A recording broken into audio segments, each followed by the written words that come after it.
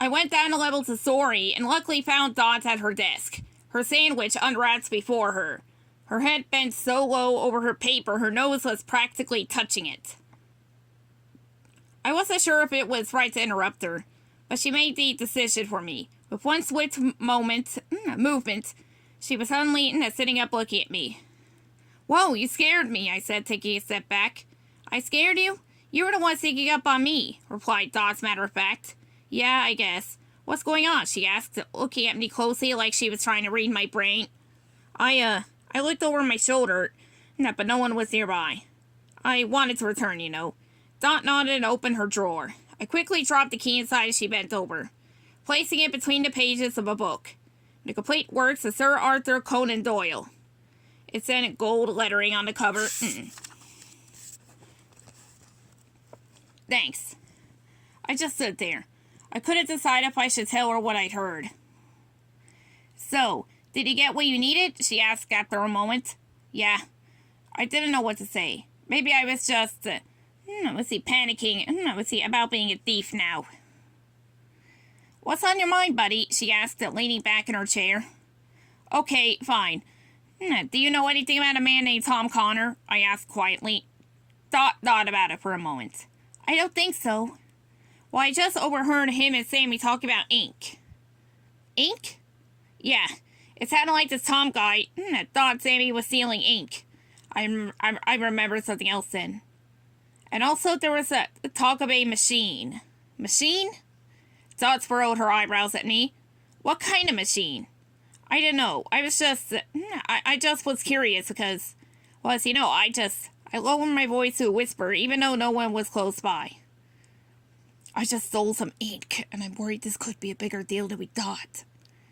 Dot shook her head. "No, that's silly. I didn't like that. It wasn't silly. She wouldn't be thinking that if she'd heard what I'd heard." "I'll look into it," she said. "You don't have to. I was just wondering if you knew," I said, but I didn't say it too forcefully. Dot was really good at looking into things, and I appreciated any help here. "No, I want to." She glanced over my shoulder then, and I turned around. Mike, one of the writers, had just come off at the elevator. "Let me know what accounting has to say." No, but there's no hurry," she said loudly, and I quickly realized that we were pretending now. Of course. I turned around and passed Mike, who gave me a sideways look as he took off his jacket and sat at his desk. He pulled the brim of his hat, lowered down, and tipped his chair back onto his rear legs. Picked up something he'd been working on and began to read it over. I made it back to the art department just as I'd be sent on an actual task to the music department. The last thing I wanted to do was see Sammy, but fortunately he kept to himself, sitting on his stool at the conductor's stand, looking over notes and muttering. Beside him was a half-empty bottle of ink. Normally I'd never have paid much attention to something like that, but now I stared at it for a moment, wondering. I shook my head and quickly dropped out the folder I'd been given in the box by the door and turned to leave. Maybe I should just ask. Maybe there's a way I could ask. I turned back. The ink bottle was now empty. "How?" "What do you want, art department?" Wesley asked at Sammy, suddenly looking up at me. "Nothing. Just left the folder for you," I said, backing away quickly. "Fantastic," he replied, looking down back at his work. I left immediately, feeling deeply unsettled. It wasn't just being snapped at. I was used to him being unpredictable. It wasn't even what I'd heard him say earlier either. It was that I could have sworn, when he turned to face me, that there had been a small bit of black in the right-hand corner of his mouth. Chapter 8. I got home early enough to join Ma and my grandfather for dinner. "It's nice to see you, buddy," Ma said, giving me a big squeeze as she placed my plates in front of me. "Thanks. How's Mr. Schwartz?" I was trying not to grimace as she ruffled my hair. "Oh, he's fine. How's the studio?" I didn't think that Mr. Schwartz was fine, but then again things at the studio weren't really so fine either. That was kind of what we said, though. It was our routine. When life isn't easy and days are long and tough, you don't really want to get into it. So that's what you say. And you carry on. We sat there. Then, in silence, a whole lot of nothing in a conversation, including my grandfather, who just sat silently scooping food into his mouth. This was fun. I ate as quickly as I could and then disappeared into my room. I needed to claim it before my grandfather did. I sat down on the floor and placed my stolen paper and ink next to me. Then, I took a sheet and put it on the windowsill. It wasn't as wide as the desk, but it was a solid enough surface. And I've been using it to draw on since I was a kid. I was lucky the windows went down as low as they did, and that my body was as long as it was. Time to draw. Yes, Dot, you know very well what it's like facing a blank page. I know that writers get the same feeling. It starts off exciting, but as the seconds tick by, the minutes, the feeling starts to turn to feel bad. You get anxious, and you can almost feel like the paper is making fun of you. Not all the time, but it seems to happen exactly when you really need to draw something. This feeling of pressure, not fun. I cracked my neck and pushed my hair with the up off my forehead.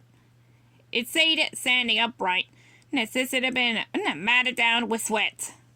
I was ready for the summer to be over. I took off my button-up and sat there in my undershirts. It was cooler. A little bit. Just a little bit. Just start drawing. Draw anything. Cowboy bendy. It popped into my head just like that. Dot's idea. Well, she definitely needed pictures to go with it, and I liked cowboys. I grinned to myself and started drawing. It was my first time ever attempting bendy, and it surprised me how much harder he was to draw than I thought. He looked so simple to do. A round head, 2 eyes, a mouth, not even a nose to worry about. Noses can be tricky, but somehow he just kept coming out a bit wonky. I stopped to try another tactic. I started drawing the horse I wanted him to ride. That wasn't easy either. Somehow the body was looking stubby and thick, like a donkey or an overweight dog. The legs were wide too. And the head, I didn't even want to think about what a head like that on a real horse would actually look like. I tried again. This time the proportions were a bit better. I stopped to look at my paper. 3 awkward bendies and 2 kinds of horses. It wasn't bad. It wasn't good either. And then it wasn't there anymore. The paper vanished from beneath me, and I whipped around and I looked up at my grandfather standing over me. I had no idea what he was doing, and yet for some reason I didn't say anything. I just watched him. Noticed that even on a day like today, he was dressed in that same long-sleeved shirt, cuffs, tightly closed at the wrists, slacks as suspenders, socks as shoes. I had no idea how he wasn't melting from the heat. He was staring at the paper intensely. He looked at me, then he pointed at me. "You?" he asked. "It's for my job," I said. Did he understand words like job yet? Did he understand anything? Even where he spoke his own language? I was starting to think maybe the people in Poland might have thought that he was as bizarre as I did. "Writing?" he asked and pointed to the paper. "Yes," I replied, nodding. He smiled. "Cowboy." I didn't think in that moment that it was neat my grandfather knew what a cowboy was. I didn't even think to question how he knew. I was too hot and too frustrated. I sighed. "Yes, grandfather. A cowboy. Can I have my paper back, please?" He placed it on the dresser next to me and leaned over, looking at it closely. He motioned with his fingers, a kind of grabbing thing, but didn't look at me. I didn't know what he was doing. I didn't have time for this. Give, he said, still wiggling his fingers. It clicked finally. He wanted the pen. He wanted to draw. This wasn't just some game for me, but he was treating it not like I was a little kid doing some hobby.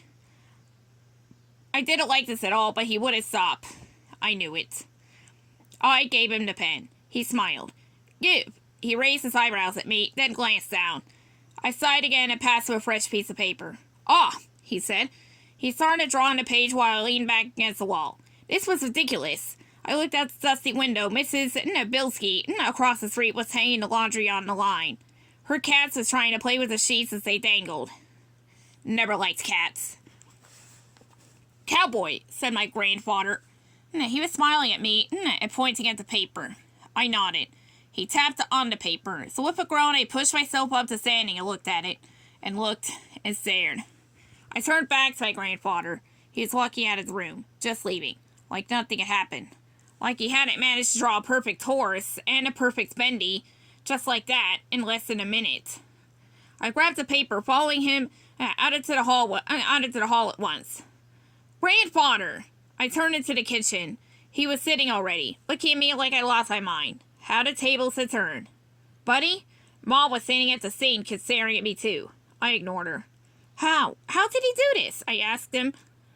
No, as he pointed to the paper. How? He asked me, looking confused. How? I kind of yelled it, which made him flinch in a strange way, and I hadn't meant to scare him. But I was just really full of energy.